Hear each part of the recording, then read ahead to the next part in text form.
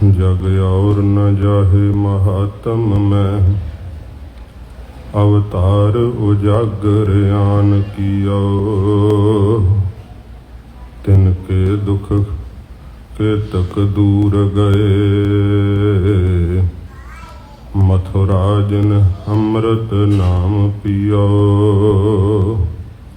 तिनके दुख कोटक दूर गए, मथुरा जिन अमृत नाम पियो। यह पद्धत ते मत चूकह रे मन, भेद भेद न जान बियो। पर तछ हृदय गुर अर्जुन कै,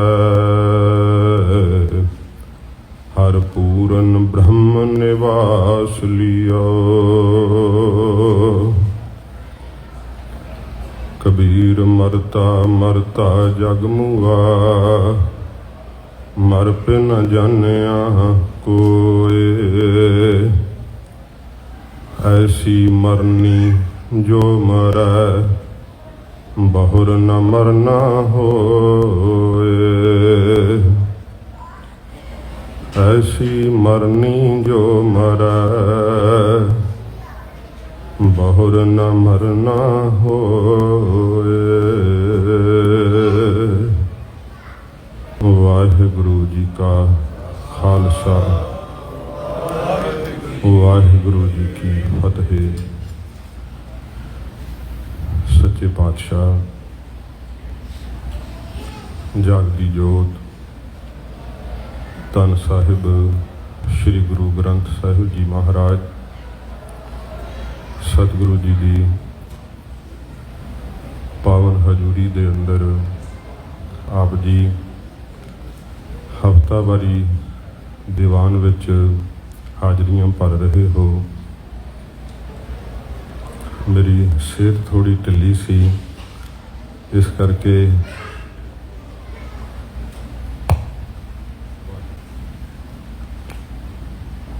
वाहिगुरु तो दास बेनती कर रहा सा। सिर थोड़ी कमज़ोर सी, इस करके बहुता समा ना मैं खड़ सकदा ना बैठ सकदा। इस करके मैं बेनती की सी कि मैं समय सिर आया, तो भावें कि तुसीं एकाग्रता नाल सरवण कर रहे सी, तां करके मैं बेनती की सी कि भाई मेरे को ज़्यादा चिर नहीं रुकिया जा सकना।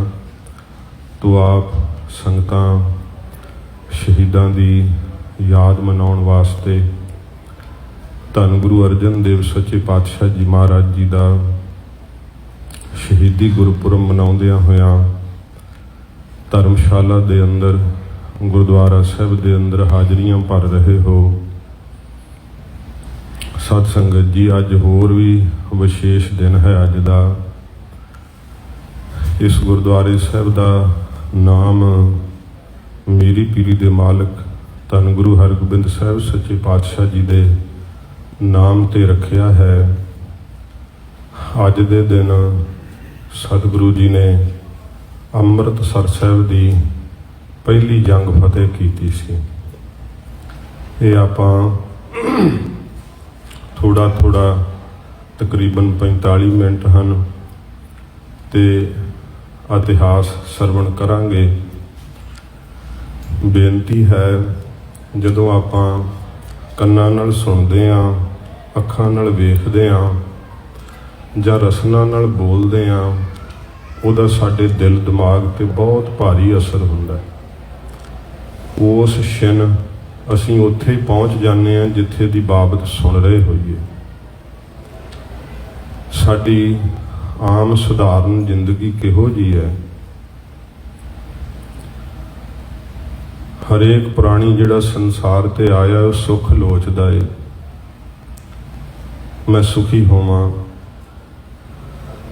आपां भी सुख दा आभास पाउणा चाहुंदे आ कि सानू सुख प्राप्त होवे। पर साडा जिंदगी दे जिउण दा ढंग जिहड़ा ना वो सानू सुखी नहीं होण दिंदा। ਗੁਰਦੁਆਰੇ ਸਾਹਿਬ ਕਾਹਦੇ ਵਾਸਤੇ ਹੁੰਦੇ ਆ? ਧਰਮ ਦੇ ਉਪਦੇਸ਼ ਦੀ ਰਹਿਨੁਮਾਈ ਪ੍ਰਾਪਤ ਹੋਵੇ। ਜੋ ਸੱਚੇ ਪਾਤਸ਼ਾਹ ਮਹਾਰਾਜ ਦੀ ਬਾਣੀ ਸਾਨੂੰ ਸਿੱਖਿਆ ਦਿੰਦੀ ਹੈ, ਉਹਦੇ ਮੁਤਾਬਕ ਅਸੀਂ ਸੁਣ ਕੇ ਆਪਣਾ ਜੀਵਨ ਢਾਲ ਸਕੀਏ। ਕਿਉਂਕਿ ਸਤ ਸੰਗਤ ਕੀਤੇ ਤੋਂ ਬਿਨਾ ਮਨੁੱਖ ਨਹੀਂ ਰਹਿੰਦਾ, ਸ਼ੈਤਾਨ ਬਣ ਜਾਂਦਾ ਹੈ, ਹੈਵਾਨ ਬਣ ਜਾਂਦਾ ਹੈ। ਪਰ ਕਿ ਜੇ ਅਸੀਂ ਸਤ ਸੰਗਤ ਕਰਨ ਨੂੰ ਗੱਪਾਂ ਮਾਰਨ ਬਣਾ ਛੱਡਿਆ, ਸਤ ਸੰਗਤ ਕਰਨ ਨੂੰ ਵੀ ਸ਼ਬਦ ਵਿੱਚ ਸੁਰਤ ਨਹੀਂ ਜੁੜਦੀ, ਤੇ ਫਿਰ ਮਾਫ ਕਰਨਾ, ਉਹ ਸੰਗਤ ਕਰਨ ਵਿੱਚ ਵੀ ਕਿਤੇ ਫਰਕ ਹੈ। ਸ਼੍ਰੀਮਾਨ ਸੰਤ ਬਾਬਾ ਜਰਨੈਲ ਸਿੰਘ ਜੀ ਖਾਲਸਾ ਪਿੰਡਰਾਂ ਵਾਲੇ ਮਹਾਂਪੁਰਖ, ਜਿਨ੍ਹਾਂ ਦਾ ਆਪ ਪਿਆਰ ਨਾਲ ਨਾਮ ਚੇਤੇ ਕਰ ਰਹੇ ਸੀਗੇ, ਪੱਤਰਕਾਰ ਨੇ ਸਵਾਲ ਕੀਤਾ ਸੀ, ਜਿਹੜੀ ਉਹਨਾਂ ਦੀ ਕੁਝ ਸਮਾਂ ਪਹਿਲਾਂ ਦੀ ਇੰਟਰਵਿਊ ਹੋਈ ਹੈ। ਉਹਨੇ ਆਪਣੀ ਕਿਤਾਬ ਵੀ ਭਾਵੇਂ ਲਿਖੀ ਹੈ, ਪਰ ਕਿਤਾਬਾਂ ਜਿਹੜੀਆਂ ਹਨ ਜਾਣਕਾਰੀ ਲਈ ਜ਼ਰੂਰ ਪੜ੍ਹਨੀਆਂ ਚਾਹੀਦੀਆਂ, ਪਰ ਜਿਸ ਮਨੁੱਖ ਨੇ ਲਿਖੀ ਹੁੰਦੀ ਹੈ ਨਾ, ਉਹਦੇ ਜੀਵਨ ਦਾ ਸਾਰਾ ਅਸਰ ਕਿਤਾਬ ਵਿੱਚ ਹੁੰਦਾ ਹੈ। ਜੇ ਤੁਹਾਨੂੰ ਨਿਰਣਾ ਨਹੀਂ ਕਰਨਾ ਆਉਂਦਾ ਕਿ ਕਿਹੜੀ ਸਹੀ ਹੈ ਕਿਹੜੀ ਗਲਤ ਹੈ, ਤੇ ਫਿਰ ਕਈ ਵਾਰ ਅੰਮ੍ਰਿਤ ਦੇ ਭੁਲੇਖੇ ਜ਼ਹਿਰ ਖਾ ਕੇ ਬੰਦੇ ਦੀ ਮ੍ਰਿਤਿੂ ਵੀ ਹੋ ਜਾਂਦੀ। ਮਹਾਂਪੁਰਖਾਂ ਨੂੰ ਕਿਹਾ, ਜੀ ਇੰਨੀ ਫੌਜ ਚੜ੍ਹ ਕੇ ਆ ਗਈ ਹੈ, ਕੀ ਤੁਹਾਨੂੰ ਡਰ ਨਹੀਂ ਲੱਗਦਾ? ਹੱਸ ਕੇ ਕਹਿਣ ਲੱਗੇ, ਨਹੀਂ। ਕਹਿੰਦੇ, ਜੀ ਆਰਮੀ ਤਾਂ ਤਾਕਤਵਰ ਬਹੁਤ ਹੈ। ਮਹਾਂਪੁਰਖ ਕਹਿੰਦੇ, ਭਾਈ ਜਿਹੜਾ ਡਰਦਾ ਏ ਉਹਨੂੰ ਮੈਂ ਸਿੱਖ ਨਹੀਂ ਸਮਝਦਾ। ਜਿਹੜਾ ਡਰਦਾ ਹੈ ਮੌਤ ਤੋਂ, ਇਹ ਮਹਾਂਪੁਰਖਾਂ ਦੇ ਬੋਲ ਨੇ ਕਿ ਜਿਹੜਾ ਮੌਤ ਤੋਂ ਖੌਫ ਕਰਦਾ ਹੈ, ਮੌਤ ਤੋਂ ਡਰਦਾ ਹੈ, ਮੈਂ ਉਹਨੂੰ ਸਿੱਖ ਨਹੀਂ ਸਮਝਦਾ। ਆਪਣੇ ਆਪ ਵਿੱਚ ਝਾਤੀ ਮਨੁੱਖ ਆਪ ਹੀ ਮਾਰ ਸਕਦਾ, ਕੋਈ ਨਹੀਂ ਦੱਸ ਸਕਦਾ ਸਾਨੂੰ ਕਿ ਅਸੀਂ ਕੀ ਹਾਂ। ਜੇ ਸਾਨੂੰ ਕੋਈ ਦੱਸਣ ਦਾ ਯਤਨ ਵੀ ਕਰੇ ਤੇ ਹਉਮੈ ਬਹੁਤ ਜ਼ਿਆਦਾ ਗੁੱਸਾ ਕਰਾ ਦਿੰਦੀ। ਕੋਈ ਸਾਨੂੰ ਕਹੇ, ਕਿਸ ਤਰ੍ਹਾਂ ਕਹਿ ਸਕੇ, ਕਿਉਂਕਿ ਨਿਮਰਤਾ ਵਾਲੇ ਰਾਹ ਤੇ ਨਹੀਂ ਚੱਲੇ। ਜਿਨ੍ਹਾਂ ਦੀਆਂ ਆਪਾਂ ਅੱਜ ਕਥਾ ਕਹਾਣੀਆਂ ਸਰਵਣ ਕਰ ਰਹੇ ਹਾਂ, ਉਹਨਾਂ ਦਾ ਜੀਵਨ ਕਿਹੋ ਜਿਹਾ ਅਦੁੱਤੀ ਸੀ, ਕਿੰਨੀ ਨਿਮਰਤਾ ਦੇ ਮਾਲਕ ਸਨ। ਜਿਨ੍ਹਾਂ ਨੇ ਉੱਥੇ ਸ਼ਹਾਦਤਾਂ ਪਾਈਆਂ ਨਾ, ਬਹੁਤੇ ਮਹਾਂਪੁਰਖਾਂ ਦੇ ਸੰਗੀ ਇਹੋ ਜਿਹੇ ਸੀ ਜਿਨ੍ਹਾਂ ਨੇ ਕਦੇ ਕੀੜੀ ਤੱਕ ਨਹੀਂ ਸੀ ਮਾਰੀ। ਕਿਸੇ ਪ੍ਰਾਣੀ ਨੂੰ ਮਾਰਨਾ ਤਾਂ ਕੀ ਬਾਤ ਹੈ, ਪਰ ਜਿਹੜੀਆਂ ਹਕੂਮਤਾਂ ਹੁੰਦੀਆਂ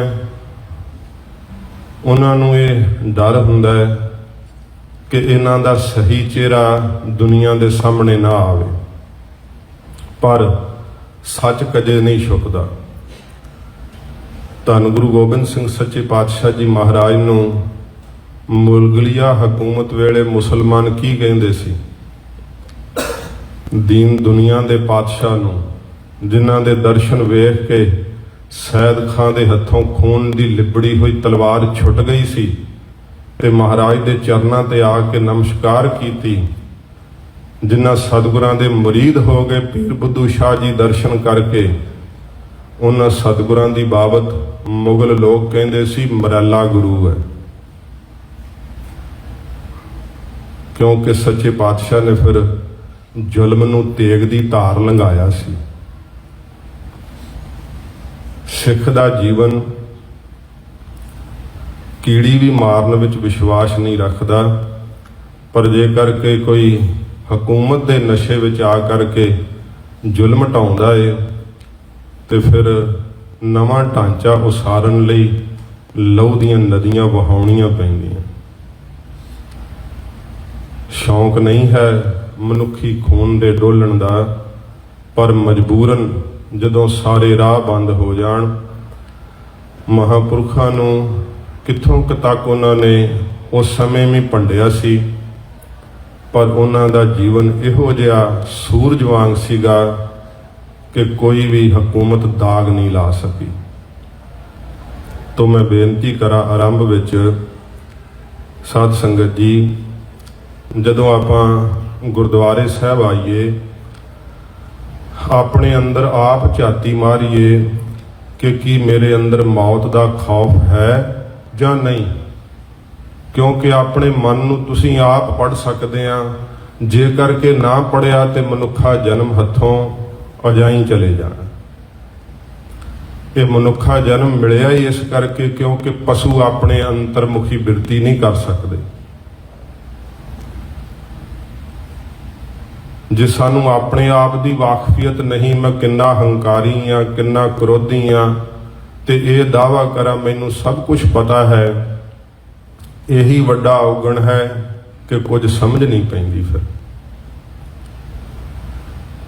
ਪਹਿਲੀ ਗੱਲ ਤਾਂ ਮਨ ਦੇ ਅੰਦਰ ਇਹ ਖਿਆਲ ਪ੍ਰਗਟ ਕਰਨਾ ਕਿ ਕੀ ਮੌਤ ਦਾ ਖੌਫ ਮਰ ਗਿਆ। ਇਹ ਮੌਤ ਦਾ ਖੌਫ ਨਹੀਂ ਹੁੰਦਾ ਕਿ ਜਣੇ ਖਣੇ ਨਾਲ ਲੜ ਪੈਣਾ, ਮੈਂ ਨਹੀਂ ਮਰਨ ਤੋਂ ਡਰਦਾ। ਇਹ ਸਿੱਖ ਦਾ ਕੰਮ ਨਹੀਂ ਹੈ। ਬਹੁਤ ਯਤਨ ਉਸ ਸਮੇਂ ਵੀ ਹੋਏ ਜਿਹੜੇ ਅੱਜ ਸਰਕਾਰ ਦੀ ਨੌਕਰੀ ਤੋਂ ਰਿਟਾਇਰ ਹੋ ਚੁੱਕੇ ਆ। ਉਹਨਾਂ ਨੇ ਆਪਣੀਆਂ ਇੰਟਰਵਿਊਆਂ ਪਾ ਦਿੱਤੀਆਂ। ਚੰਗੀ ਗੱਲ ਵੀ ਤੁਸੀਂ ਨੈੱਟ ਤੇ ਖੋਜ ਸਕਦੇ ਆ, ਪਰ ਜ਼ਹਿਰ ਮਨ ਜ਼ਿਆਦਾ ਖਾਂਦਾ, ਅੰਮ੍ਰਿਤ ਨੂੰ ਘੱਟ ਖੋਜਦਾ। ਸਰਕਾਰੀ ਉਹ ਕਰਮਚਾਰੀ ਕੁਝ ਅਹੁਦਿਆਂ ਤੇ ਬੈਠੇ ਹੋਏ ਬੋਲਦੇ ਆ ਕਿ ਉਹਨਾਂ ਨੇ ਹਰ ਹੀਲਾ ਕੀਤਾ ਸੀ ਮਹਾਂਪੁਰਖਾਂ ਨੂੰ ਪਕੜਨ ਦਾ। ਨਾਨਕ ਨਿਵਾਸ ਦੀ ਛੱਤ ਤੋਂ ਹੈਲੀਕਾਪਟਰ ਰਾਹੀਂ ਪਕੜ ਕੇ ਲੈ ਜਾਣ ਦਾ, ਕਈ ਪ੍ਰਕਾਰ ਦੀਆਂ ਕਮਾਂਡੋ ਤਿਆਰੀਆਂ ਕੀਤੀਆਂ। ਤੇ ਮਹਾਂਪੁਰਖ ਮੰਜੀ ਸਾਹਿਬ ਇਹ ਕਹੇ ਹੋਏ ਬੋਲ ਨੇ ਉਹਨਾਂ ਦੇ, ਕਿਉਂਕਿ ਜਿਹੜੇ ਪ੍ਰੇਮੀ ਸੀ ਫਿਰ ਆਪਣੇ ਮਨ ਦੀ ਸ਼ੰਕਾ ਕਿਹਾ ਕਰਦੇ। ਕਹਿੰਦੇ ਮਹਾਰਾਜ ਪਤਾ ਲੱਗਾ ਹੈ ਕਿ ਹੈਲੀਕਾਪਟਰ ਉੱਤੇ ਆਉਂਦੇ ਆ ਤੇ ਤੁਹਾਨੂੰ ਫੜ ਕੇ ਲੈ ਜਾਣ ਦੇ ਵਾਸਤੇ ਉਹ ਤਿਆਰੀਆਂ ਕਰ ਰਹੇ ਆ। ਮੰਜੀ ਸਾਹਿਬ ਕਹੇ ਹੋਏ ਬੋਲ ਮਹਾਂਪੁਰਖਾਂ ਦੇ ਕਹਿੰਦੇ, ਬਈ ਸਿੰਘੋ, ਜਿਹੜਾ ਹੈਲੀਕਾਪਟਰ ਰਾਹੀਂ ਆਵੇਗਾ ਤੇ ਆਪਣੀਆਂ ਲੱਤਾਂ ਨਾਲ ਹੀ ਤੁਰ ਕੇ ਨਾ, ਮੈਨੂੰ ਫੋਟੋ ਖਿੱਚ ਕੇ ਤੇ ਨਹੀਂ ਲੈ ਚੱਲੇ ਨਾ। ਜਿਹੜਾ ਆਪਣੀਆਂ ਲੱਤਾਂ ਤੇ ਤੁਰ ਕੇ ਮੇਰੇ ਤੱਕ ਆਵੇਗਾ ਉਹ ਤੁਰ ਕੇ ਵਾਪਸ ਨਹੀਂ ਜਾ ਸਕੇਗਾ। ਬੋਲੇ ਸੋ ਨਿਹਾਲ। ਇਹ ਸਪਿਰਿਟ ਸਾਨੂੰ ਕਿੱਥੋਂ ਮਿਲਦੀ ਹੈ? ਆਪਾਂ ਇਹ ਸੁਣ ਕੇ ਸ਼ਹਾਦਤ ਸਾਨੂੰ ਜੋਸ਼ ਆਉਂਦਾ ਹੈ, ਬਹੁਤ ਚੰਗੀ ਗੱਲ ਹੈ, ਆਉਣਾ ਵੀ ਚਾਹੀਦਾ ਹੈ, ਕਿਉਂਕਿ ਠੰਡਾ ਖੂਨ ਬੁਜਦਲ ਹੋ ਜਾਂਦਾ, ਕਾਇਰ ਹੋ ਜਾਂਦਾ। ਜਦੋਂ ਆਪਣਾ ਸਮਾਨ ਜੀਵਨ ਜਿਉਂਦੇ ਆ, ਮੈਂ ਬੇਨਤੀ ਕਰ ਰਿਹਾ ਸਾਂ ਕਿ ਆਪਣੇ ਅੰਦਰ ਜ਼ਰੂਰ ਝਾਕ ਕੇ ਵੇਖਣਾ ਚਾਹੀਦਾ ਕਿ ਕੀ ਮੈਂ ਧਰਮ ਦੇ ਨਾਂ ਤੇ ਈਰਖਾ ਤਾਂ ਨਹੀਂ ਕਰੀ ਜਾ ਰਿਹਾ।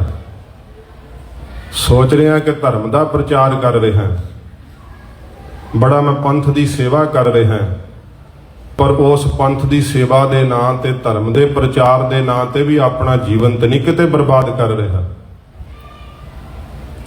ਕਿਉਂਕਿ ਜਿੰਨਾ ਚਿਰ ਮਰਨ ਦਾ ਖੌਫ ਅੰਦਰ ਵਸਿਆ ਹੋਇਆ ਨਾ, ਕੌਮਾਂ ਦੀ ਸੇਵਾ ਨਹੀਂ ਹੁੰਦੀ। ਬਹੁਤ ਦਲਦਲ ਵਿੱਚ ਫਸਿਆ ਹੋਇਆ ਹੈ ਮਨ, ਤੇ ਸਤਿਗੁਰੂ ਜੀ ਨੇ ਸਾਨੂੰ ਸਿੱਖ ਦੀ ਪਰਿਭਾਸ਼ਾ ਕੀ ਕਹੀ ਹੈ? ਆਪਣੇ ਮਨ ਵਿੱਚ ਆਪ ਝਾਤੀ ਪੈਂਦੀ ਹੈ।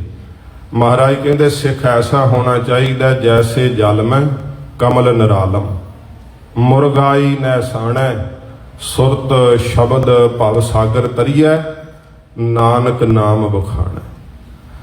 ਜਿਹੜਾ ਭਵ ਸਾਗਰ ਤੋਂ ਤਰਨ ਜੋਗਾ ਨਹੀਂ ਹੈ, ਉਹ ਸਾਧ ਸੰਗਤ ਜੀ ਕੀ ਕਰ ਸਕਦਾ? ਹਾਂ, ਜੇ ਕੁਰਬਾਨੀ ਹਿੱਸੇ ਆ ਜਾਵੇ, ਪਿਛਲੇ ਬਹੁਤ ਸ਼ੁਭ ਕਰਮ ਹੁੰਦੇ, ਬੜੇ ਪੁੰਨ ਕਰਮ ਹੁੰਦੇ ਆ ਜਦੋਂ ਕੁਰਬਾਨੀ ਭਾਗਾਂ ਵਿੱਚ ਆ ਜਾਂਦੀ। ਬੜੀ ਵੱਡੀ ਪ੍ਰਾਪਤੀ ਹੁੰਦੀ ਹੈ, ਪਰ ਫਿਰ ਵੀ ਜਨਮ ਬੜਾ ਪਵਿੱਤਰ ਮਿਲ ਜਾਂਦਾ ਹੈ। ਮੁਕਤ ਨਾਮ ਤੋਂ ਮਿਲਦੀ ਹੈ।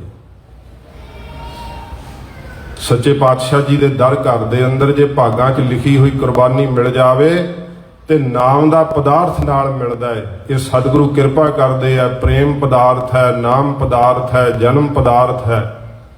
ਆਪਾਂ ਮਿਲਿਆ ਹੋਇਆ ਪਦਾਰਥ ਹੱਥੋਂ ਗਵਾ ਰਹੇ ਆ, ਕਿਉਂਕਿ ਸਾਰਾ ਦਿਨ ਸਾਡੇ ਆਲੇ ਦੁਆਲੇ ਸਾਡਾ ਸਮਾਜ ਹੀ ਘੁੰਮਦਾ ਰਹਿੰਦਾ।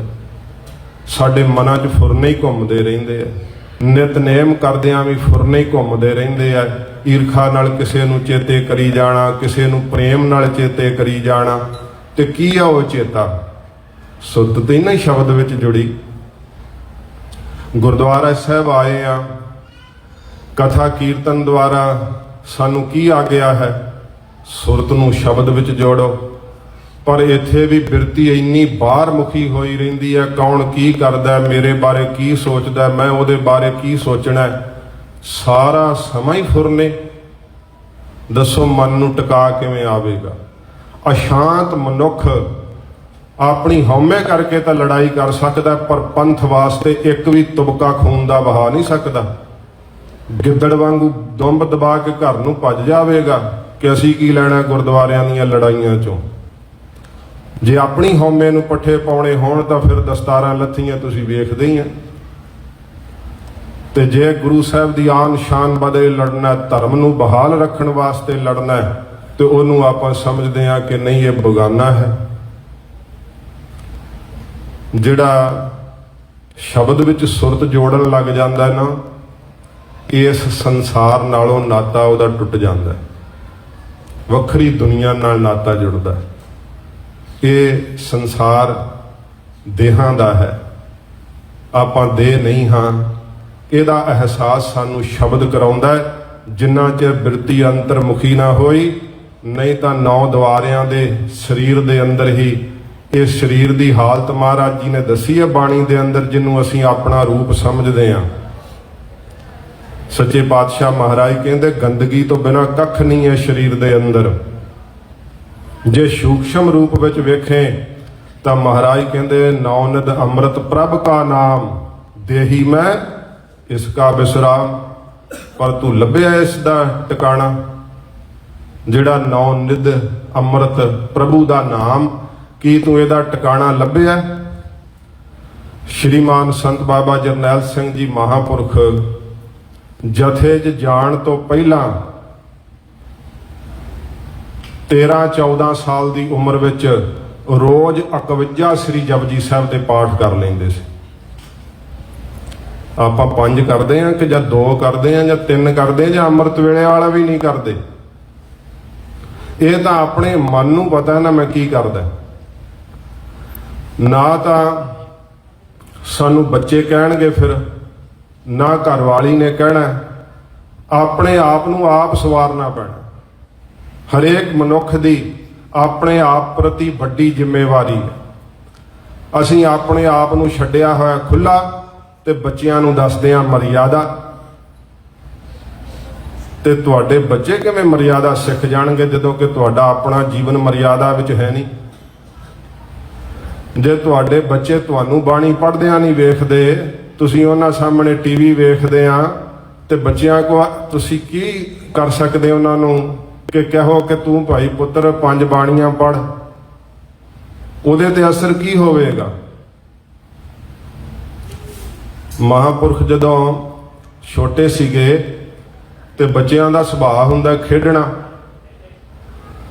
ਜਦੋਂ ਖੇਡਿਆ ਕਰਨਾ ਤੇ ਮਹਾਂਪੁਰਖਾਂ ਦੇ ਸਤਿਕਾਰਯੋਗ ਪਿਤਾ ਬਾਬਾ ਜੋਗਿੰਦਰ ਸਿੰਘ ਜੀ ਕਹਿਣਾ, ਭਾਈ ਜਰਨੈਲ ਸਿੰਘ ਤੂੰ ਖੇਡਦਾ ਰਹਿਣਾ, ਚੱਲ ਤੈਨੂੰ ਇੱਥੇ ਸਾਧੂ ਮਹਾਤਮਾ ਨੇ ਉਹ ਲਾਗੇ ਮਹਾਂਪੁਰਖਾਂ ਦੇ ਬਾਹਰ, ਹੁਣ ਤਾਂ ਖੇਤਾਂ ਵਿੱਚ ਘਰ ਹਨ ਨਾ, ਨਗਰ ਵਿੱਚ ਮਹਾਂਪੁਰਖਾਂ ਦਾ ਘਰ ਹੁੰਦਾ ਸੀ ਜਿੱਥੇ ਅੱਜ ਅਸਥਾਨ ਬਣਿਆ ਮਹਾਂਪੁਰਖਾਂ ਦੀ ਜਿਹੜੀ ਯਾਦਗਾਰ ਵਜੋਂ।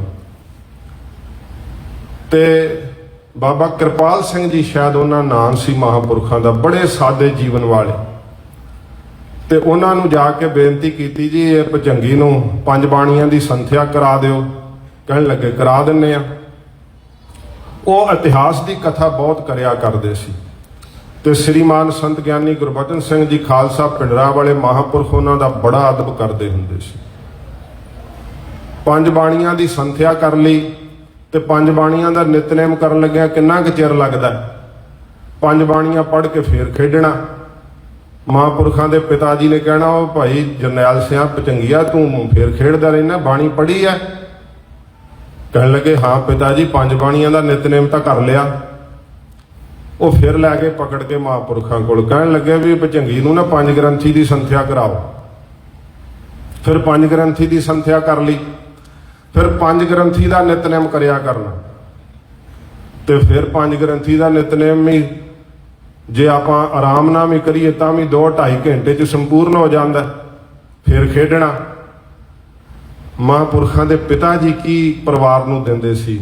ਮਹਾਂਪੁਰਖਾਂ ਦੇ ਪਿਤਾ ਜੀ ਦਾ ਜੀਵਨ ਪਤਾ ਕਿਹੋ ਜਿਹਾ ਸੀ, ਆਪਾਂ ਇਸ ਗੱਲ ਨੂੰ ਨਹੀਂ ਜਾਣਦੇ ਕਿਉਂਕਿ ਐਡੇ ਯੁੱਗ ਪੁਰਸ਼ ਦਾ ਜਨਮ, ਬਹੁਤ ਯੁੱਗਾਂ ਦੀ ਮਾਤਾ ਦੀ ਬੰਦਗੀ ਹੋਵੇ, ਪਿਤਾ ਦੀ ਬੰਦਗੀ ਹੋਵੇ, ਫਿਰ ਐਸਾ ਸੂਰਬੀਰ ਮਹਾਬਲੀ ਜਨਮ ਲੈਂਦਾ।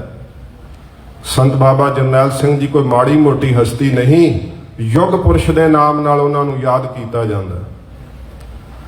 ਮਹਾਂਪੁਰਖਾਂ ਦੇ ਸਤਿਕਾਰਯੋਗ ਪਿਤਾ ਬਾਬਾ ਜੋਗਿੰਦਰ ਸਿੰਘ ਜੀ 18 ਕਥਾ ਸ਼੍ਰੀ ਗੁਰਪ੍ਰਤਾਪ ਸੂਰਜ ਗ੍ਰੰਥ ਦੀਆਂ ਪਿੰਡ ਵਿੱਚ ਕੀਤੀਆਂ। 18 ਕਥਾ ਲਗਾਤਾਰ। ਤੇ ਜਦੋਂ ਜੇਲ੍ਹ ਵਿੱਚ ਚਲੇ ਜਾਂਦੇ ਸੀ, ਜੇਲ੍ਹ 'ਚ ਕਥਾ ਕਰਦੇ ਸੀ।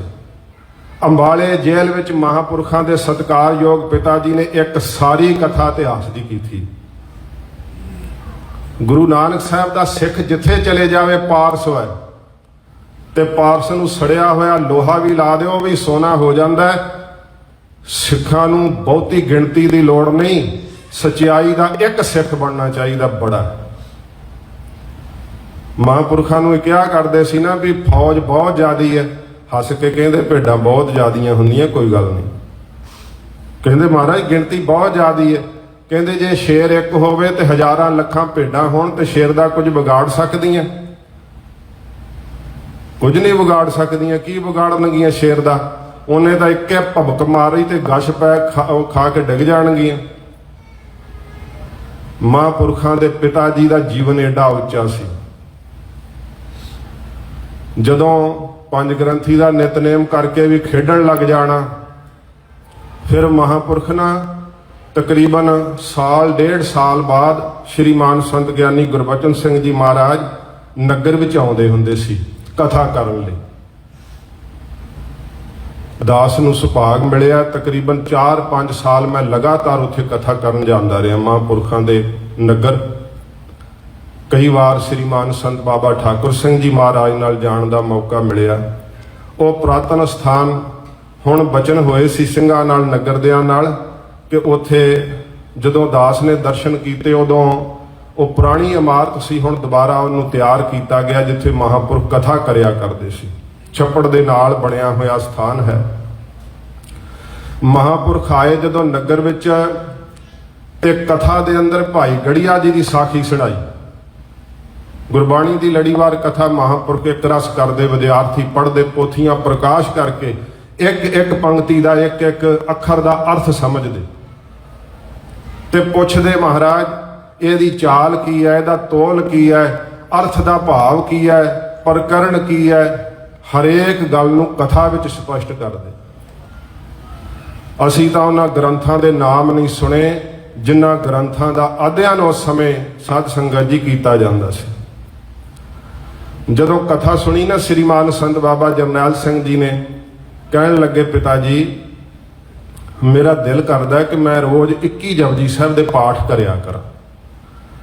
ਤੇ ਉਸ ਸਮੇਂ ਬਾਬਾ ਜੀ ਨੇ ਕਿਹਾ, ਮਹਾਂਪੁਰਖਾਂ ਦੇ ਪਿਤਾ ਜੀ ਨੇ ਕਿਹਾ, ਭਜੰਗੀਆ ਅਰਦਾਸ ਨਾ ਕਰੀ, ਤੂੰ ਮੁੱਦਾ ਮਨ 'ਚ ਸੰਕਲਪ ਕਰ ਲੈ। ਜੇ ਅਰਦਾਸ ਕਰੇ ਤੂੰ ਛੋਟਾ ਹੈ, ਤੇਰੇ ਕੋਲ ਪਾਠ ਨਾ ਹੋਏ, ਫਿਰ ਤੂੰ ਝੂਠਾ ਪਵੇਂਗਾ ਮਹਾਰਾਜ ਦੇ ਅੱਗੇ।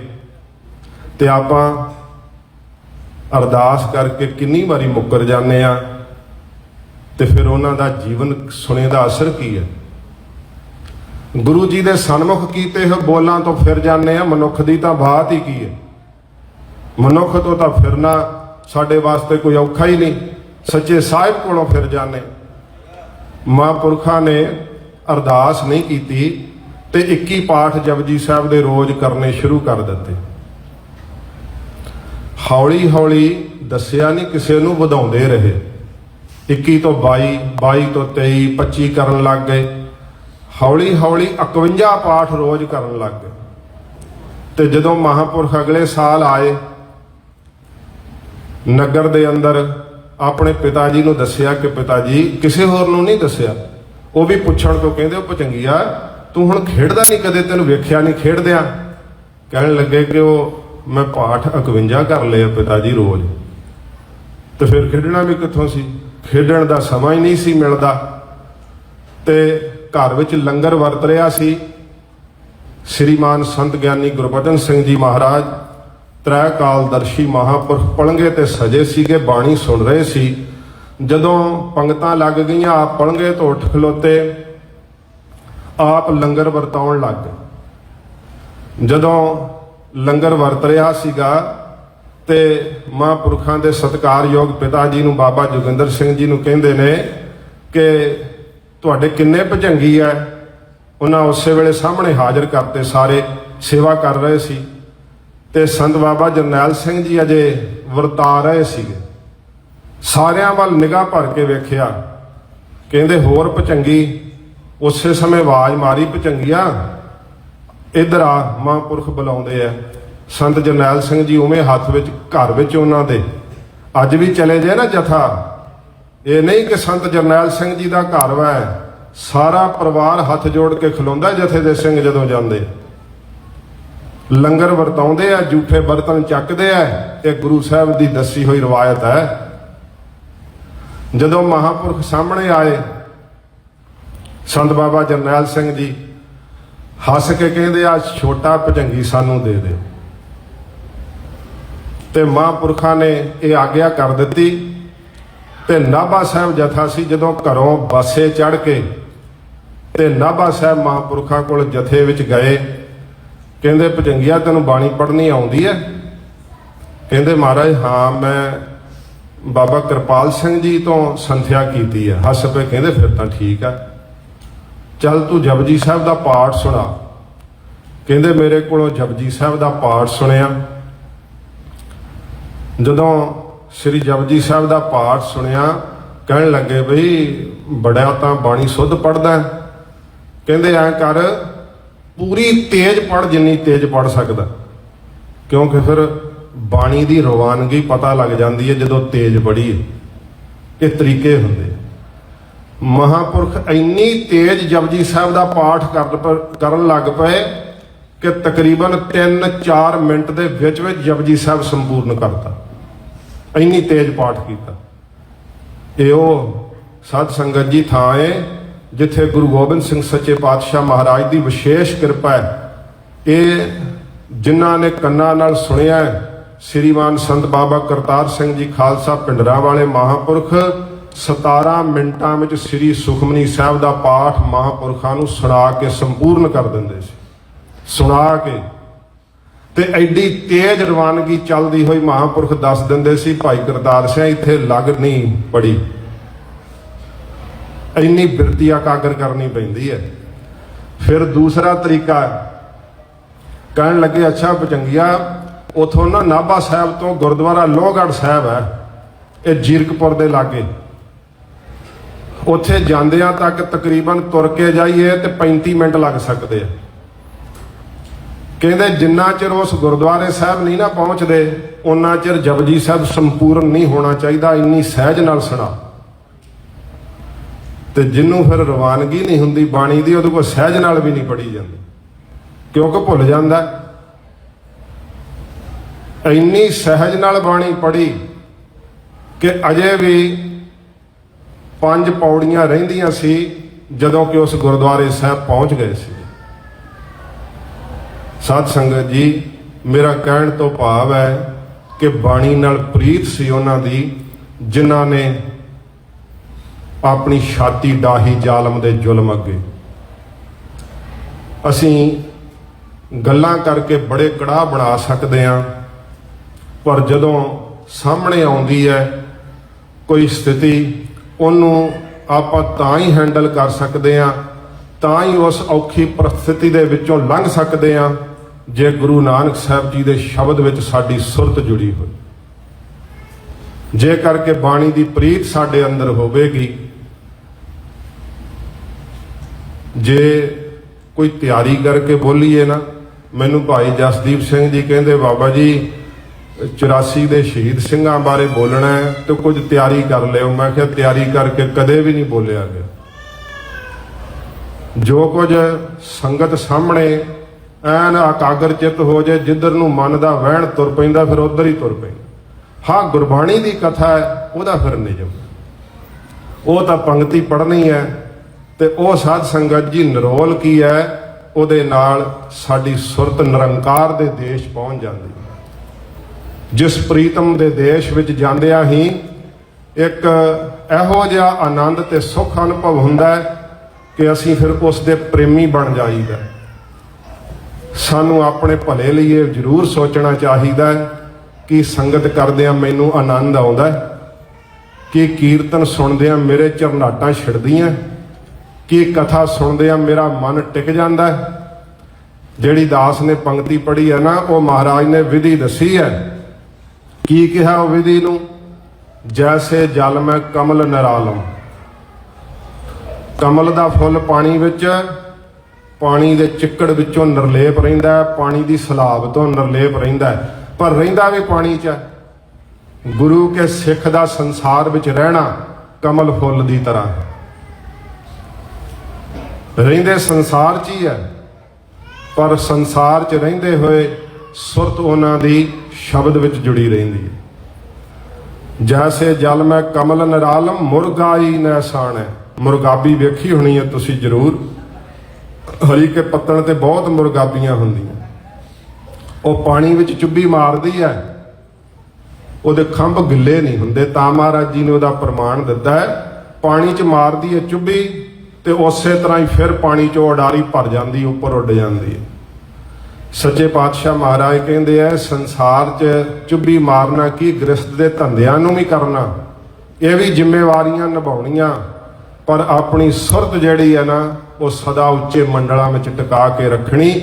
ਕਿਉਂਕਿ ਜਦੋਂ ਸ੍ਰੀਮਾਨ ਸੰਤ ਬਾਬਾ ਜਰਨੈਲ ਸਿੰਘ ਜੀ ਨੂੰ ਇਹ ਬਖਸ਼ਿਸ਼ ਭਰੇ ਬਚਨ ਕਹੇ ਸੀ ਨਾ, ਸੰਤ ਬਾਬਾ ਕਰਤਾਰ ਸਿੰਘ ਜੀ ਨੇ, ਭਾਵੇਂ ਕਿ ਬਚਨ ਬਾਹਲੇ ਪ੍ਰਤੱਖ ਨਹੀਂ ਹਨ, ਲਿਖਤ ਰੂਪ 'ਚ ਨਹੀਂ ਹਨ, ਪਰ ਮਹਾਂਪੁਰਖ ਸੱਚਖੰਡ ਜਾਣ ਤੋਂ 8 ਦਿਨ ਪਹਿਲਾਂ ਰੋਡੇ ਪਿੰਡ ਵਿੱਚ ਹੀ ਸਾਰਾ ਦਿਨ ਇਕੱਠੇ ਰਹੇ ਸੀ ਸੰਤ ਬਾਬਾ ਕਰਤਾਰ ਸਿੰਘ ਜੀ ਤੇ ਸੰਤ ਬਾਬਾ ਜਰਨੈਲ ਸਿੰਘ ਜੀ।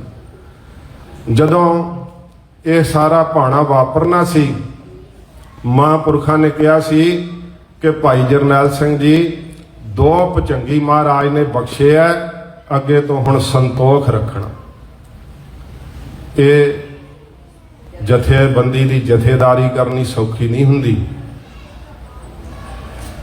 ਜੇ ਸਮਝ ਲਈਏ ਕਿ ਵਡਿਆਈ ਬੜੀ ਵੱਡੀ ਹੈ, ਇਹ ਦੁਨੀਆ ਦੀਆਂ ਵਡਿਆਈਆਂ ਤਾਂ ਉਹਨਾਂ ਲਈ ਕੁਝ ਵੀ ਨਹੀਂ ਹੁੰਦੀਆਂ।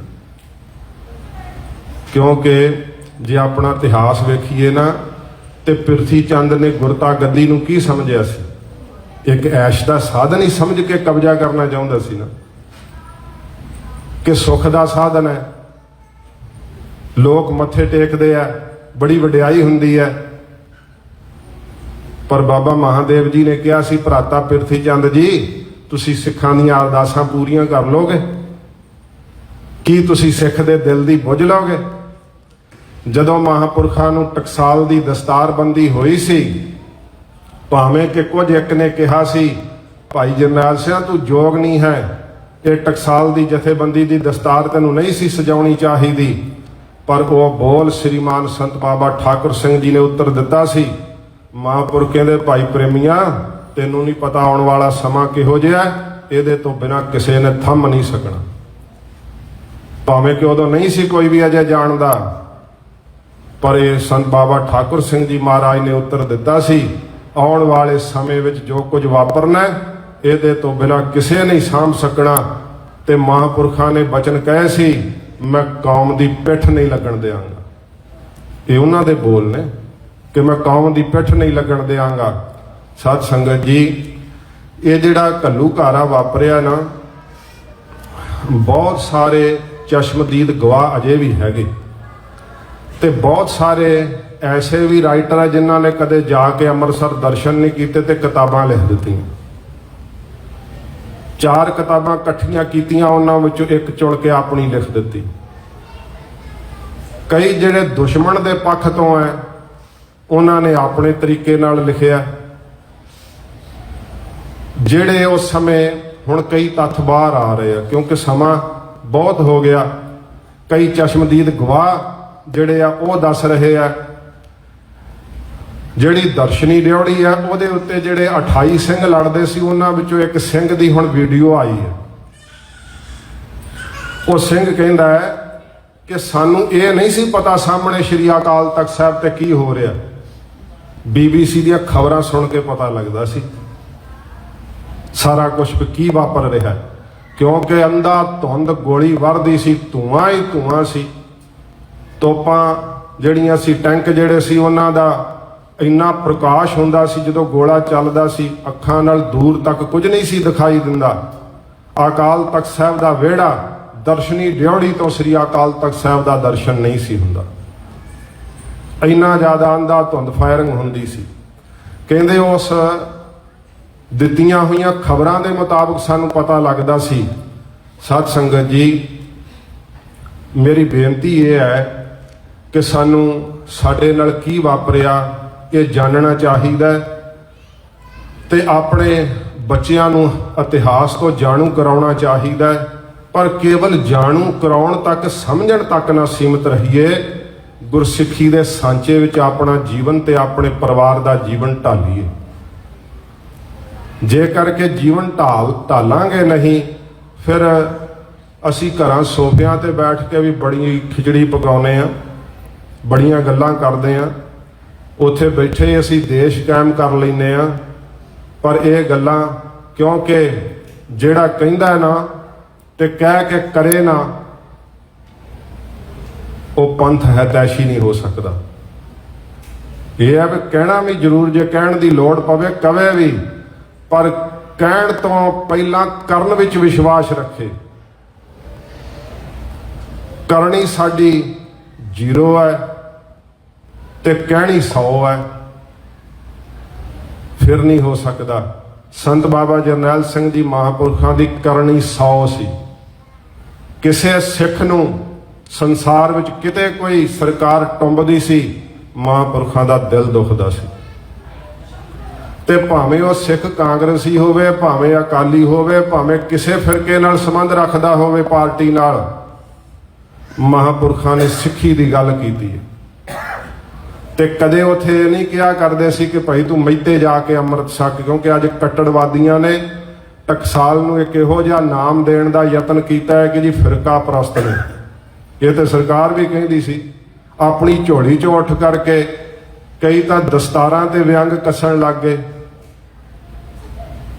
ਸਤ ਸੰਗਤ ਜੀ, ਭਾਵੇਂ ਜ਼ਮਾਨਾ ਜਿੰਨਾ ਮਰਜ਼ੀ ਜ਼ੋਰ ਲਾ ਲੇ, ਸਰਕਾਰਾਂ ਨੇ ਜ਼ੋਰ ਲਾਇਆ ਤੇ ਲਾ ਰਹੀਆਂ ਨੇ, ਪਰ ਸੰਤ ਬਾਬਾ ਜਰਨੈਲ ਸਿੰਘ ਜੀ ਮਹਾਂਪੁਰਖਾਂ ਦੀ ਸ਼ਖਸੀਅਤ ਨੂੰ ਕੋਈ ਦਾਗ ਨਹੀਂ ਲਾ ਸਕਦਾ ਅੱਜ ਵੀ। ਕਿਉਂਕਿ ਜੇ ਪੰਜਾਬ ਦੀ ਸਿੱਖੀ ਵੇਖੀਏ ਤੇ ਉਹਨਾਂ ਨੂੰ ਇਹ ਪਤਾ ਹੈ ਕਿ ਕੌਮ ਨੇ ਸੰਤ ਬਾਬਾ ਜਰਨੈਲ ਸਿੰਘ ਤੋਂ ਬਿਨਾਂ ਕਿਸੇ ਨੂੰ ਆਪਣਾ ਲੀਡਰ ਐਕਸੈਪਟ ਹੀ ਨਹੀਂ ਕੀਤਾ, ਕਿਸੇ ਨੂੰ ਲੀਡਰ ਨਹੀਂ ਮੰਨਿਆ। ਵਕਤੀ ਤੌਰ ਤੇ ਭਾਵੇਂ ਕੋਈ ਅੱਗੇ ਆਇਆ ਹੈ, ਸਮਾਂ ਪਾ ਕੇ ਸਾਧ ਸੰਗਤ ਜੀ ਸਭ ਚਲੇ ਗਏ ਹੈ, ਪਰ ਉਹਨਾਂ ਦਾ ਅੱਜ ਵੀ ਜਿਹੜਾ ਨਾ ਉਹਨਾਂ ਦੇ ਕਹੇ ਹੋਏ ਬੋਲ ਤੇ ਉਹਨਾਂ ਦੀ ਤਸਵੀਰ, ਜਿੱਦਾਂ ਕਈਆਂ ਨੇ ਕਵਿਤਾਵਾਂ ਬਣਾਈਆਂ ਨੇ ਕਿ ਉਹਨਾਂ ਦੀ ਗੈਰ ਹਾਜ਼ਰੀ ਵਿੱਚ ਉਹਨਾਂ ਦੀ ਤਸਵੀਰ ਹੀ ਪ੍ਰਚਾਰ ਕਰਦੀ ਹੈ।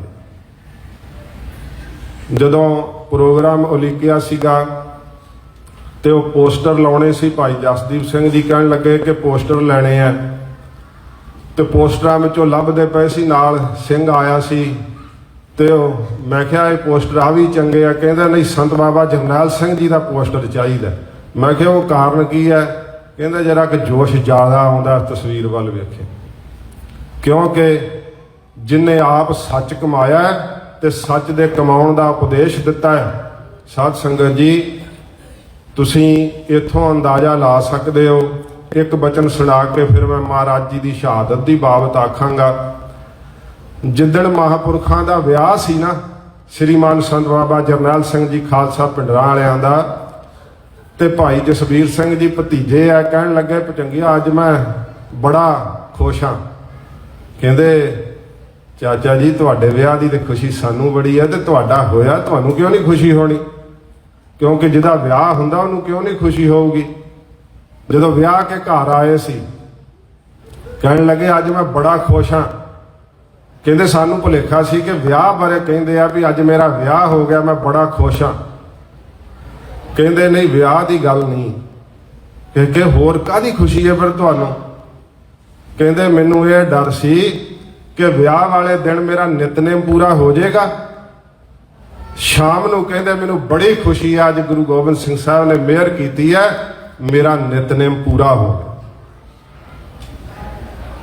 ਤੁਸੀਂ ਆਪਣੇ ਮਨ ਵਿੱਚ ਝਾਤੀ ਮਾਰਿਓ, ਜਿਹੜੇ ਪੰਜਾਂ ਬਾਣੀਆਂ ਦੇ ਪੱਕੇ ਨਿਤਨੇਮੀ ਹੈ, ਜੇ ਸਵੇਰੇ ਤੁਸੀਂ ਕੱਲਾ ਜਪਜੀ ਸਾਹਿਬ ਪੜ੍ਹਿਆ ਤੇ ਕੰਮਾਂ ਧੰਦਿਆਂ ਵਿੱਚ ਖੱਚਤ ਹੋਏ ਪਏ ਆ, ਉਦਣ ਮਨ ਵੇਖਿਓ ਕਿਹੋ ਜਿਹਾ ਹੁੰਦਾ। ਤੇ ਜਿਸ ਦਿਨ ਤੁਸੀਂ ਅੰਮ੍ਰਿਤ ਵੇਲੇ ਉੱਠ ਕੇ ਪੰਜ ਬਾਣੀਆਂ ਪੜ੍ਹੀਆਂ, ਸੁਖਮਨੀ ਸਾਹਿਬ ਦਾ ਪਾਠ ਕੀਤਾ, ਹਜੂਰ ਦੇ ਅੱਗੇ ਸੁਰਤ ਜੋੜੀ, ਅਰਦਾਸ ਕੀਤੀ, ਸਾਰੇ ਦਿਨ 'ਚ ਉਹ ਕੰਮ ਹੋ ਜਾਣਗੇ ਜਿਹੜੇ ਕਈਆਂ ਚਿਰਾਂ ਤੋਂ ਨਹੀਂ ਹੋ ਸਕੇ। ਕੰਮਾਂ ਦਾ ਕਰਨ ਵਾਲਾ ਆਪਣੇ ਆਪ ਨੂੰ ਨਾ ਸਮਝੀਏ, ਕੰਮਾਂ ਦੇ ਕਰਨ ਵਾਲੇ ਸਤਿਗੁਰੂ ਜੀ ਹੈ। ਸਾਡੇ ਸਰੀਰ ਦਾ ਇੱਕ ਬਹਾਨਾ ਹੈ, ਕਠਪੁਤਲੀ ਹੈ, ਸਭ ਕੁਝ ਨਿਰੰਕਾਰ ਦੀ ਆਗਿਆ ਵਿੱਚ ਚੱਲਦਾ ਹੈ। ਇਹ ਸਮਝ ਰੱਖ ਕੇ ਵੀ ਫਿਰ ਵੀ ਕਰਮਵੀਰ ਬਣਨਾ। ਗੁਰੂ ਗੋਬਿੰਦ ਸਿੰਘ ਸੱਚੇ ਪਾਤਸ਼ਾਹ ਮਹਾਰਾਜ ਮਾਧੋ ਦਾਸ ਬੈਰਾਗੀ ਨੂੰ ਉਹ ਤਾਂ ਬੈਠਾ ਨਾਮ ਜਪਦਾ ਸੀ ਨਾ, ਇਹ ਦੋਵਾਂ ਚੀਜ਼ਾਂ ਨੂੰ ਸਮਝਣਾ।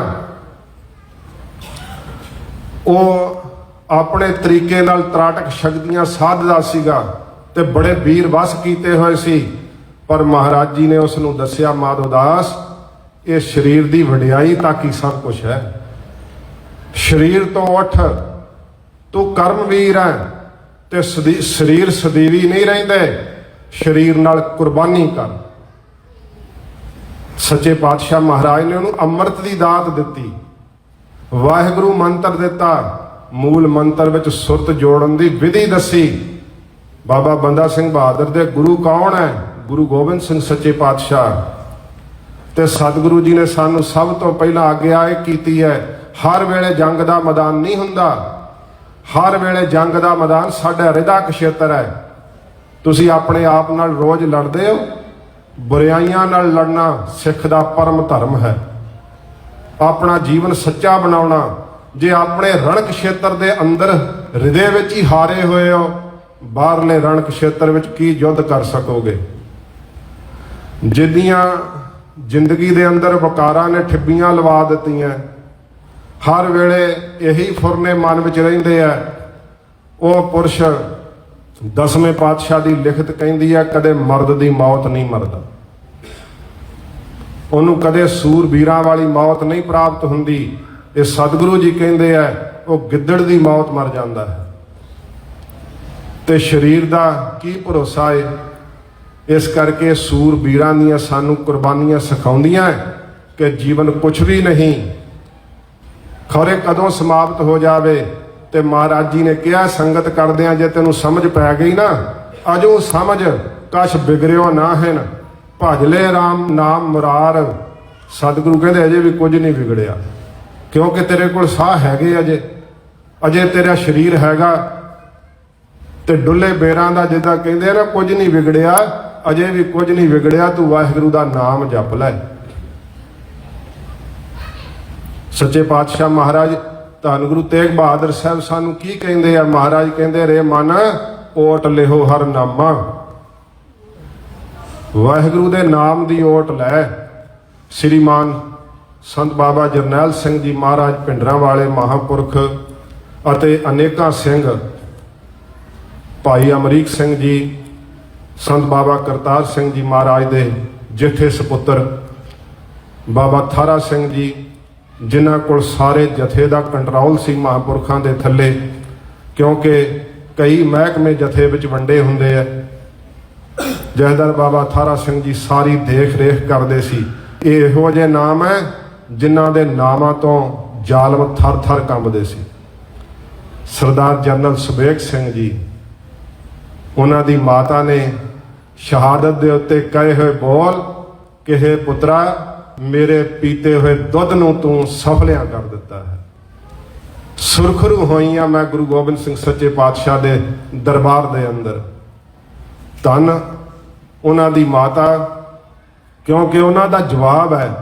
ਕਹਿੰਦੇ ਉਹ ਸਿਪਾਹੀ, ਵਾਹਿਗੁਰੂ, ਸਿਪਾਹੀ ਬਣ ਕਰਕੇ ਲੜਦੇ ਸੀ। ਭਾਵੇਂ ਜਿਹੜਾ ਫੌਜ ਦੇ ਵਿੱਚ ਰਿਹਾ ਹੋਵੇ, ਕਿਸੇ ਫੌਜੀ ਨੂੰ ਪੁੱਛ ਕੇ ਵੇਖ ਲਿਓ, ਰਿਟਾਇਰ ਹੋ ਕੇ ਆ ਗਏ ਹੋਏ ਨੂੰ ਵੀ ਪੁੱਛ ਕੇ ਵੇਖ ਲਿਓ।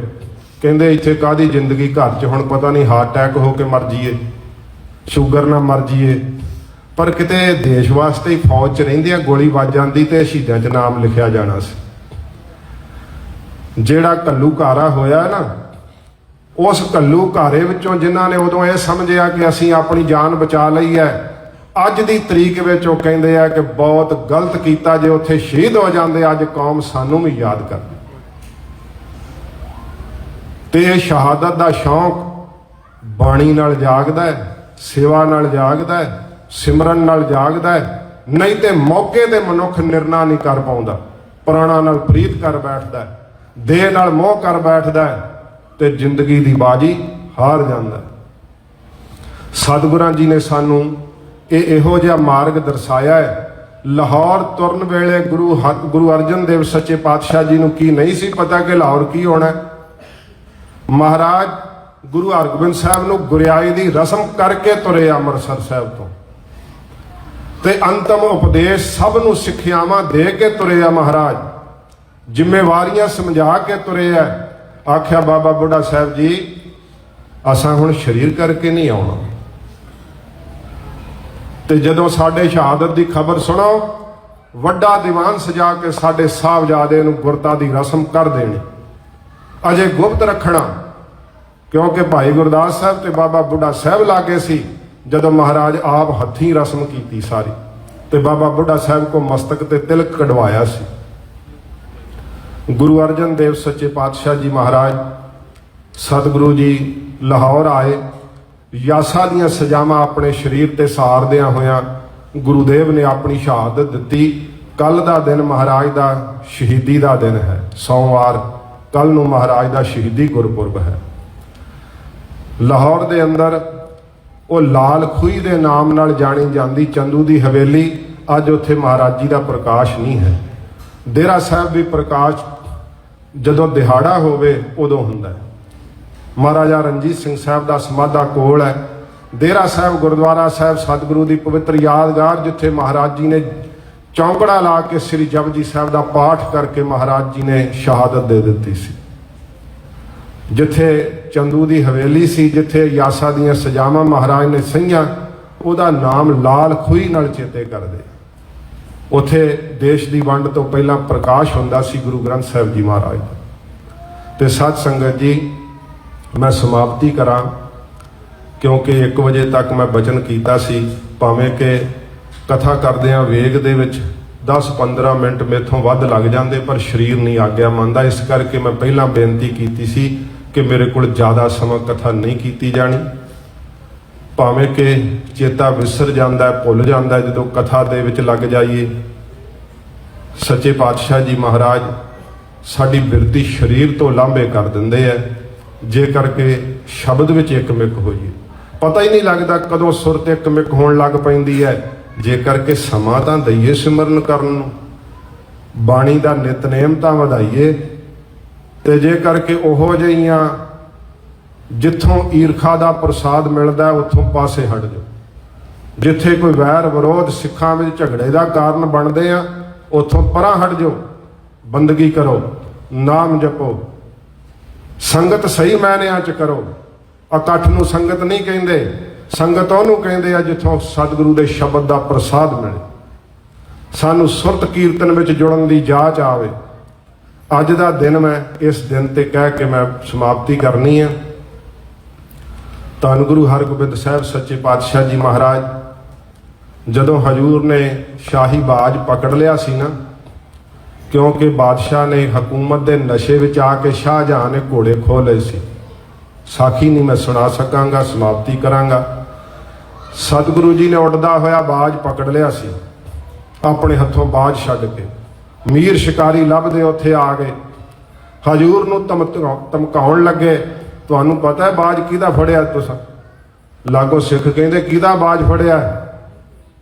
ਕਹਿੰਦੇ ਸ਼ਾਹਜਹਾਂ ਬਾਦਸ਼ਾਹ ਦਾ ਬਾਜ ਹੈ, ਜਿਹਦੇ ਰਾਜ ਦੀਆਂ ਕੰਧਾਂ ਹਿਮਾਲਿਆ ਨਾਲ ਖੈਂਦੀਆਂ ਨੇ। ਤੇ ਸਿੱਖ ਮਾਣਨਾ ਕਹਿੰਦੇ ਉਹ ਤੁਹਾਨੂੰ ਨਹੀਂ ਪਤਾ ਬਾਜ ਫੜਿਆ ਕਿਨੇ ਆ? ਕਹਿੰਦੇ ਕਿਨ ਫੜਿਆ? ਕਹਿੰਦੇ ਦੀਨ ਦੁਨੀਆ ਦੇ ਪਾਤਸ਼ਾਹ ਗੁਰੂ ਹਰਗੋਬਿੰਦ ਸਾਹਿਬ ਨੇ ਫੜਿਆ, ਜਿਨ੍ਹਾਂ ਦੇ ਰਾਜ ਦੀਆਂ ਕੰਧਾਂ ਤਿੰਨਾਂ ਲੋਕਾਂ ਨੂੰ ਖੈਂਦੀਆਂ ਨੇ।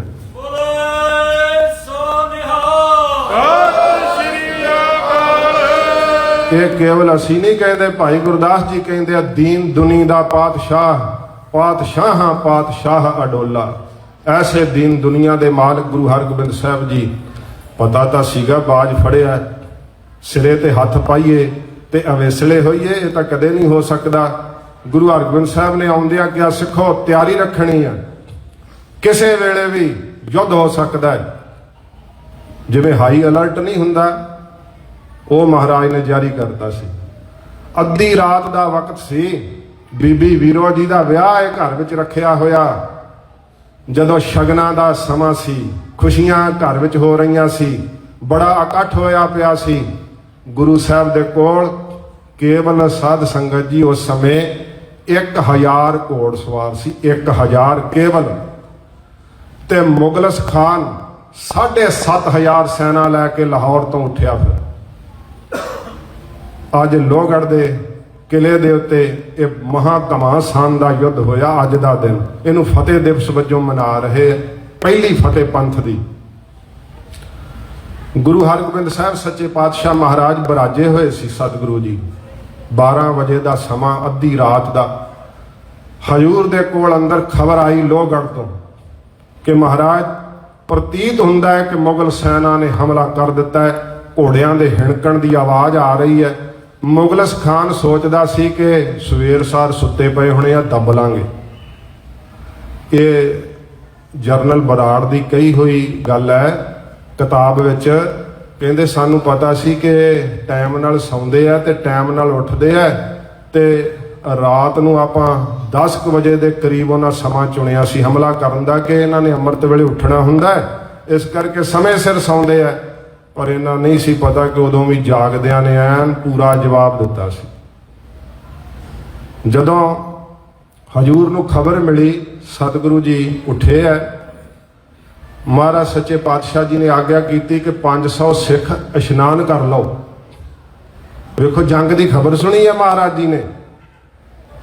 ਜਦੋਂ ਅਸੀਂ ਇਹੋ ਜਿਹੀ ਕੋਈ ਖਬਰ ਸੁਣੀਏ ਜਿਹਦਾ ਚਿੱਤ ਸ਼ਬਦ ਵਿੱਚ ਜੁੜਿਆ ਹੁੰਦਾ, ਸਤਿਗੁਰਾਂ ਯਾਦ ਸਾਨੂੰ ਇਹ ਜਾਚਾਂ ਸਿਖਾਈਆਂ। ਜਦੋਂ ਸ਼੍ਰੀ ਅਕਾਲ ਤਖਤ ਸਾਹਿਬ ਦੀਆਂ ਪੌੜੀਆਂ ਉਤਰਦੇ ਸੀ ਨਾ ਸਿੰਘ, ਉਦੋਂ ਵੀ ਮਖੌਲ ਕਰਦੇ ਪਏ ਸੀ ਇੱਕ ਦੂਸਰੇ ਨੂੰ, ਸਾਹਮਣੇ ਮੌਤ ਦੀ ਲਾੜੀ ਨੂੰ ਵਰਨ ਵਾਸਤੇ, ਸ਼ਹਾਦਤ ਦੀ ਦੇਵੀ ਨੂੰ ਵਰਨ ਵਾਸਤੇ ਜਦੋਂ ਉਤਰ ਰਹੇ ਸੀ, ਉਦੋਂ ਵੀ ਹਾਸਾ ਮਖੌਲ ਕਰ ਰਹੇ ਸੀ। ਮਹਾਰਾਜ ਕਹਿਣ ਲੱਗੇ ਕਿ ਅੱਧੇ ਸਿੱਖ ਭਾਗ 500 ਸਿੱਖ ਇਸ਼ਨਾਨ ਕਰ ਲਓ, 500 ਤਿਆਰ ਪਰ ਤਿਆਰ ਰਹੋ। ਜਦੋਂ ਪਹਿਲੇ 500 ਤਿਆਰ ਹੋ ਜਾਣ, ਫਿਰ ਪਹਿਲੇ ਜਿਹੜੇ ਆ ਉਹ ਇਸ਼ਨਾਨ ਕਰ ਲਓ। ਤੇ ਹਜੂਰ ਇੰਨਾ ਹੁਕਮ ਦੇ ਕੇ ਆਪ ਇਸ਼ਨਾਨ ਸੋਧ ਲਿਆ। ਗਰੀਬ ਨਵਾਜ਼ ਸੱਚੇ ਪਾਤਸ਼ਾਹ ਇਸ਼ਨਾਨ ਸੋਧ ਕੇ ਆਪਣੇ ਨਿਜ ਸਰੂਪ ਵਿੱਚ ਟਿਕ ਗਏ। ਕਦੇ ਕਦੇ ਗੋਲੀਆਂ ਦੀ ਆਵਾਜ਼, ਤੋਪਾਂ ਦੀ ਆਵਾਜ਼ ਸਿੱਖਾਂ ਦੇ ਕੰਨਾਂ 'ਚ ਪੈਂਦੀ ਹੈ, ਪਰ ਮਹਾਰਾਜ ਇੱਕ ਰਸ ਟਿਕੇ ਹੋਏ, ਸੁਰਤ ਲੱਗੀ ਹੋਈ ਮਹਾਰਾਜ ਦੀ, ਆਪਣੇ ਨਿਜ ਸਰੂਪ ਵਿੱਚ ਟਿਕੇ ਹੋਏ ਹੈ। ਖਬਰ ਆਈ ਹੈ ਕਿ ਲੋਹਗੜ੍ਹ ਦੇ ਕਿਲੇ ਦੇ ਉੱਤੇ ਬਹੁਤ ਸਿੱਖ ਸ਼ਹੀਦ ਹੋ ਗਏ। ਮਹਾਰਾਜ ਕਿਰਪਾ ਕਰੋ। ਸਿੱਖ ਕਹਿੰਦੇ ਅਜੇ ਸਤਿਗੁਰੂ ਜੀ ਦੀ ਸਮਾਧ ਨਹੀਂ ਛੁੱਟੀ। ਮਹਾਰਾਜ ਦੀ ਸਮਾਧ ਛੁੱਟਦੀ ਹੈ ਤਾਂ ਬੇਨਤੀ ਕਰਦੇ। ਜਦੋਂ ਸਾਧ ਸੰਗਤ ਜੀ ਬਹੁਤ ਜ਼ਿਆਦਾ ਗੋਲਾਬਾਰੀ ਹੋਈ, ਸਿੱਖਾਂ ਨੇ ਮਹਾਰਾਜ ਜੀ ਦੇ ਚਰਨਾਂ ਨੂੰ ਪਲੋਸਿਆ ਆ ਕੇ। ਭੋਰ ਦੇ ਵਕਤ ਤੋਂ ਪਹਿਲਾਂ ਹਜੂਰ ਦੀ ਸਮਾਧ ਖੁੱਲੀ ਹੈ। ਪਿਆਰੇ ਸਿੱਖਾਂ ਨੂੰ ਸਾਹਮਣੇ ਵੇਖਿਆ।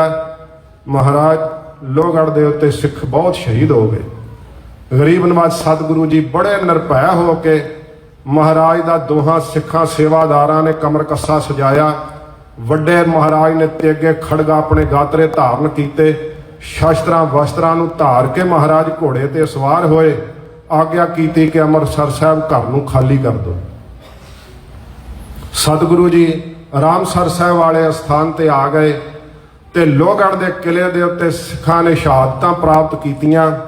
ਗਰੀਬ ਨਵਾਜ਼ ਸਤਿਗੁਰੂ ਜੀ ਨੇ ਉਹ ਜਿਹੜੀ ਮੁਗਲ ਸਖਾਨ ਦੀ ਫੌਜ ਸੀ ਨਾ, ਅੰਮ੍ਰਿਤਸਰ ਦੇ ਅੰਦਰ ਆਣ ਬੜੀ, ਘਰ ਦੀਆਂ ਮਠਿਆਈਆਂ ਚੱਕ ਕੇ ਖਾ ਲਈਆਂ।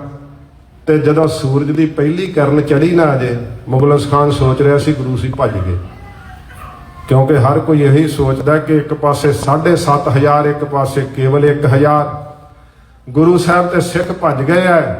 ਚੂੜ ਸੂਰਜ ਦੀ ਚੜ੍ਹਦੀ ਕਿਰਨ ਨਾਲ ਮਹਾਰਾਜ ਨੇ ਆਗਿਆ ਕੀਤੀ, ਲਾਓ ਜਰਾ ਨਗਾਰੇ ਤੇ ਚੋਬ।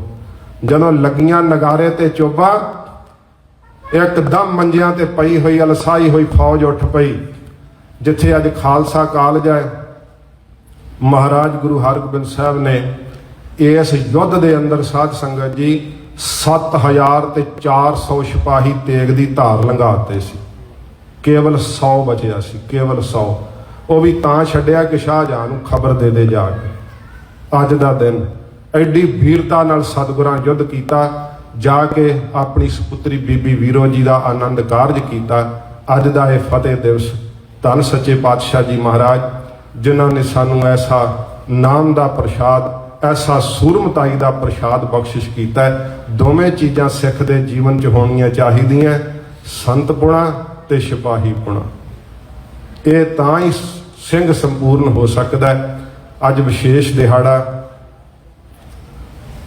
ਸ਼ਹੀਦਾਂ ਦੀ ਯਾਦ ਆਪ ਮਨਾ ਰਹੇ ਹੋ ਤੇ ਸ਼ਹੀਦਾਂ ਦੀ ਯਾਦ ਵਿੱਚ ਆਪਾਂ ਜੁੜੇ ਹੋਏ ਕੇਵਲ ਇਹੀ ਸੁਨਾਹਾ ਲੈ ਕਰਕੇ ਜਾਣਾ ਕਿ ਅਸੀਂ ਆਪਣੇ ਆਪ ਨੂੰ ਖੋਜਣਾ ਕਿ ਕੀ ਮੈਂ ਸੰਤ ਦੀ ਪਰਿਭਾਸ਼ਾ ਨੂੰ ਸਮਝ ਰਿਹਾ, ਕੀ ਮੈਂ ਸਿਪਾਹੀ ਹਾਂ ਕਿ ਜਾਂ 2 ਕਦਮ ਚੱਲ ਕੇ ਮੇਰੀ ਜੀਭ ਬਾਹਰ ਆ ਜਾਂਦੀ, ਕਿ ਖਾਲੀ ਸੋਟੀ ਘੁਮਾ ਕੇ ਮੈਂ ਡਿੱਗ ਪੈਂਦਾ ਹਾਂ। ਸਿਪਾਹੀਆਂ ਵਾਲੇ ਸਰੀਰ ਨਹੀਂ ਰਹੇ, ਸੰਤ ਵਾਲਾ ਮਨ ਬਣਾਉਣਾ ਚਾਹੀਦਾ, ਸਿਪਾਹੀਆਂ ਵਾਲੇ ਸਰੀਰ ਬਣਾਉਣੇ ਚਾਹੀਦੇ ਹੈ। ਤਾਂ ਕਰਕੇ ਸਤਿਗੁਰੂ ਜੀ ਦਾ ਉਪਦੇਸ਼ ਕਮਾਇਆ ਜਾ ਸਕਦਾ।